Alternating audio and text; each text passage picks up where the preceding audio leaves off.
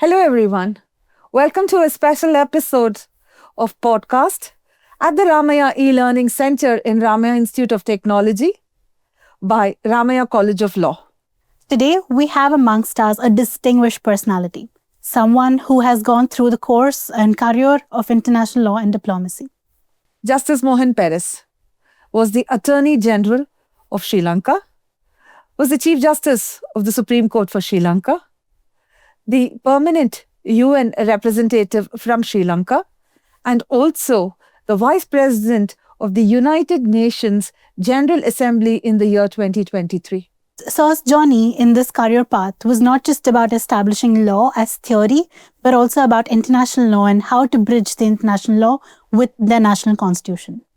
It's a pleasure to welcome Justice Mohan Peiris to this podcast session.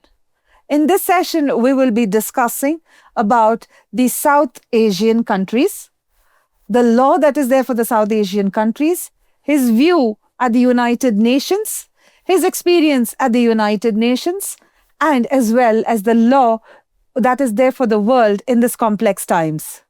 He will be discussing his views with Monisha. Over to you, Monisha. Thank you, ma'am. Hello, sir. Thank you for joining us today. It is a pleasure to welcome you. Thank you. Thank you for inviting me. Thank you, sir, for coming. So I will jump right into the questions for today. Firstly, how does leading the judiciary differ from being a part as an individual judge, since you've done both?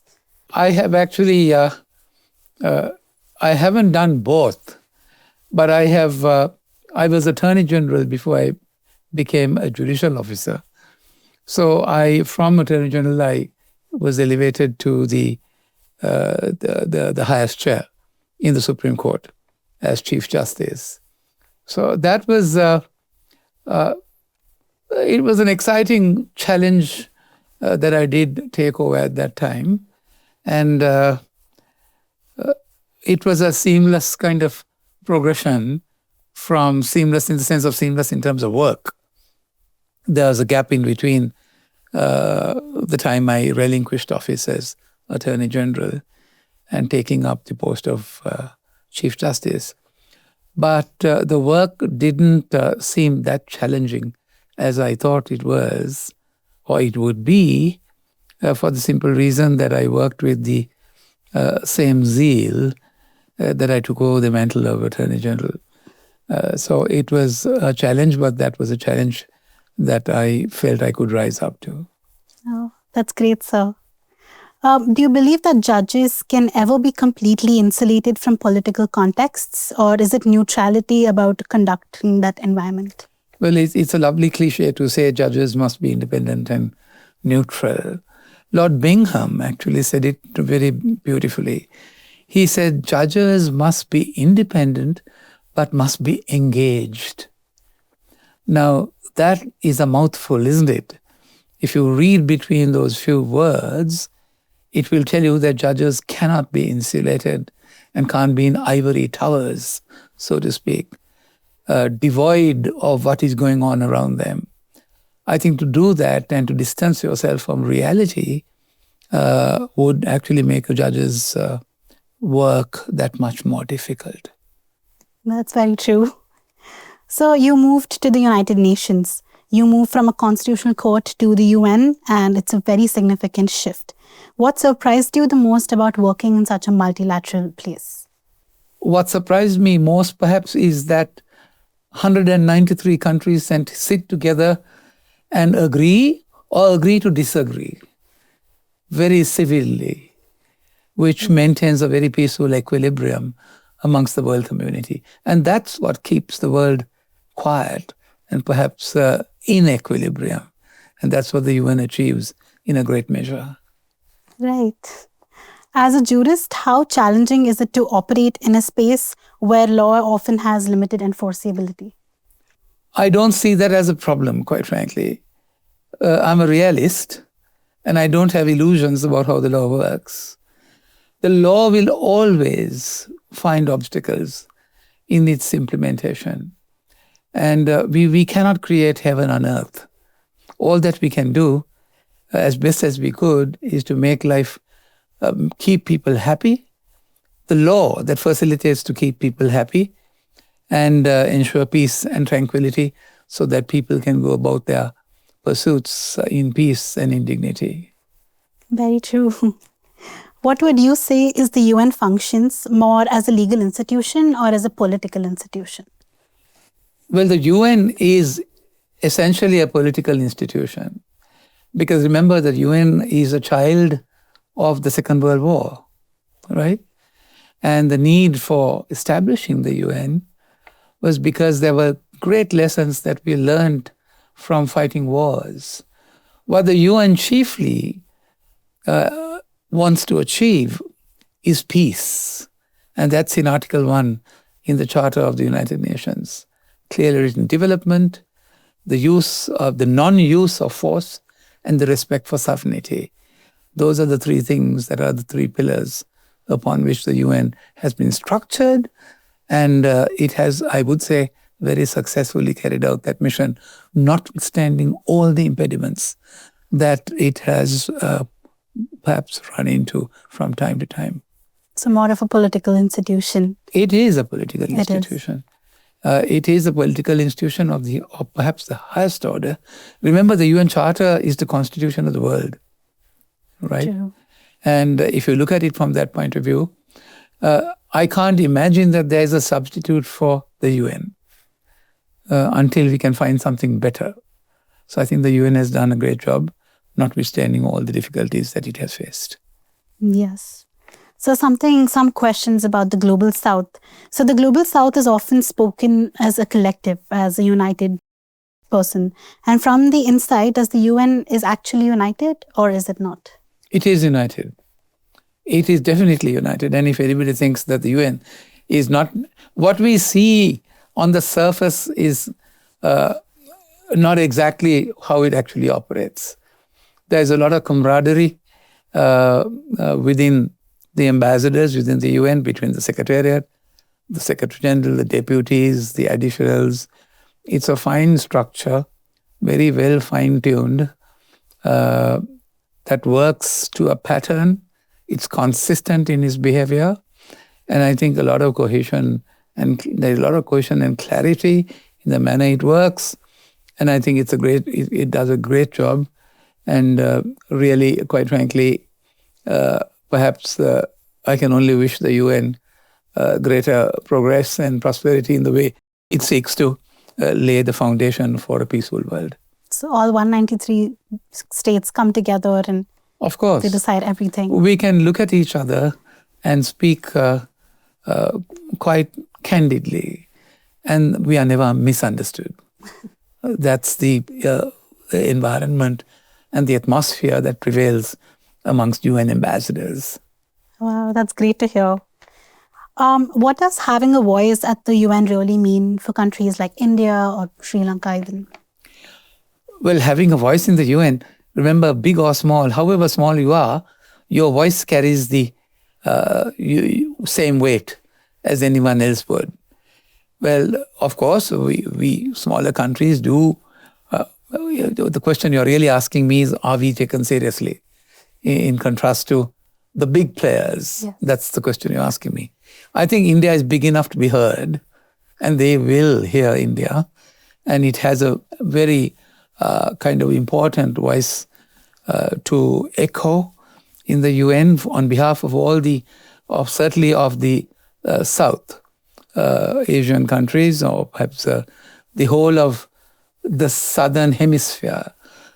We look to India to kind of use its preeminence to reflect our own ethos, our ideas, and our aspirations for a peaceful world. Yes, that's the hope, I think. Yes, sir. So do developing nations genuinely influence the outcome of the UN, or is influence still concentrated among the major countries? Well, developing nations do have perhaps a louder voice in the UN because for multiple reasons. One is that they do participate in the development activity much more than the developing nations do. The So they do have a lot of clout, but that does not mean that the countries in the Southern Hemisphere or the developing nations do not have its own kind of impact on the UN system. They do. Remember that the Asia-Pacific region has the largest population, the largest amount of resources, the largest amount of perhaps finances. We have a lot of clout. The non-aligned nations, there is the Asia-Pacific states. The Southern Hemisphere is very rich in multiple resources. So we do have a very substantial say, contrary to the belief that we have been kind of overlooked. That's not true. Yes, so we are taken seriously and we do have a big voice. There's no choice but to take us seriously. Yes. Because the world's resources lie on this side. The population-wise, we are the largest here, right? Yes. The Asian countries and the Asia-Pacific group, it includes China and yourselves, India. So really, we are a force to reckon with. Yeah. Yes. What would you say, do you feel countries from the global south are held to different standards in international forums? No. The UN standard is a UN standard. For example, human rights, let's take. There is not one human right for the South and another human right standard of rights for some other part of the world. Environmental issues, right? But having said that, remember there must be differentiated competencies simply because of our economic resources. Let's take the SDGs. The capacity to live by the SDGs or perhaps to achieve the SDGs, having regard to our differentiated competencies, certainly must be different, isn't it? The United States would find it easy to achieve the SDGs in material terms, as it won't be, Sri Lanka won't be in the same league, so to speak. The resources, the financial resources particularly.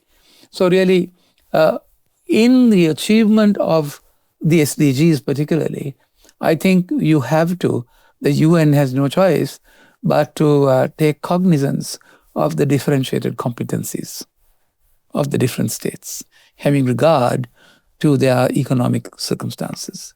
So nobody is placed at a different level or nobody is given a different voice. Everybody is equal in the Well, everybody is equal, but they are acutely conscious of the fact that certain things would be a little more difficult to achieve in our jurisdictions. Yes. And probably what the United States or a Western or Germany would do in double quick time may not be possible in our own jurisdictions for obvious reasons. Yes, true, sir. How important is regional cooperation among the South Asian countries at global forums like the UN itself? I think it's absolutely, it's a sine qua non, right? It's absolutely an indispensable. The more we have cooperation and the more we click together, we will be heard more and more effectively. And I think that's something that we really need to work on.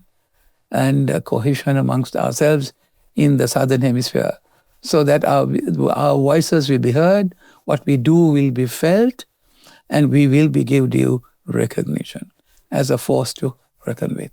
Yes. Yes, sir. In your view, does the quality of a nation's citizens really affect how seriously the nation is taken in the UN? Well, the theoretical answer is no. But let's be realistic. The quality of a nation or its people, certainly it's like any other merchandise. The quality of anything that we grapple with, be it people or be it the acquisition of material property, does matter, doesn't it?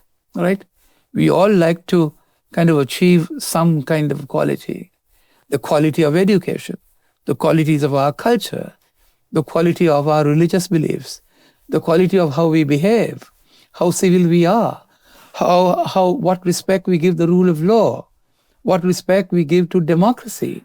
Now, the quality of all that, our response to those matters do matter.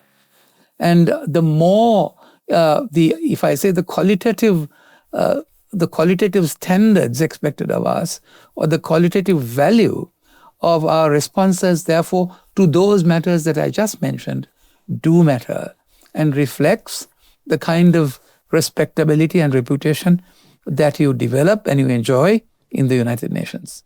So do you think improving the quality of our citizens would definitely improve our chances at being heard at the UN or having an impact? Improving the quality of what did you Of say? our citizens? Of your citizens. Yes. Yes. Improving the quality of the lifestyles, the standards of our citizenry certainly will be something that the world will recognize. The world will look and say, hey, well, this particular country is doing very well. Certainly, of course, it does. It's a reflection. Our lifestyles are a reflection of what our countries are, Yes. surely.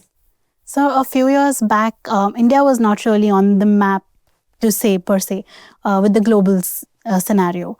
And now, in the more recent time, in the last 5 to 10 years, we see that India has grown in the global. So what do you think has affected and how do you think that has come about? Well, that certainly goes to the credit of the people of India. Because quite apart from the government proactively pushing those ideas, pushing those targets, if you don't have the cooperation of your people, you don't go very far, right? So I really think congratulations to the people of India for committing themselves, putting their shoulder to the wheel and showing such progress in a country which thrives on unity in this diversity that we see in India. Yes. So as you see the most law students, the more future practitioners, you see most of them. So how do you see the future of today's students, particularly the law students, in shaping society and public institutions? I think they have a great responsibility, right? Because remember that we are going through profound changes in the legal system, particularly with the introduction of technology and artificial intelligence and so on and so forth, right? And I think our law schools, and particularly the law schools in India, I see perhaps tremendous progress. After I'm coming to India after 5 years, in these 5 years, I see a paradigm shift in the way things are done, and that's because the people are responding to the call for greater for development activity. And certainly from the law students' point of view, I see a thirst for legal education, kind of a drive, a passion to do better, which perhaps is the fundamental ingredient to hitting those high, lofty goals that we are dreaming of. Yes, sir. After serving both national and international institutions, what continues to give you hope about the future of democracy and UN? For a moment, I'm not in despair. I can tell you that much. I'm an optimist. But I always see the nice side of things. I like to think that with our future is in the next generation, such as yourselves, right? And I think the intergenerational trust has to be understood well.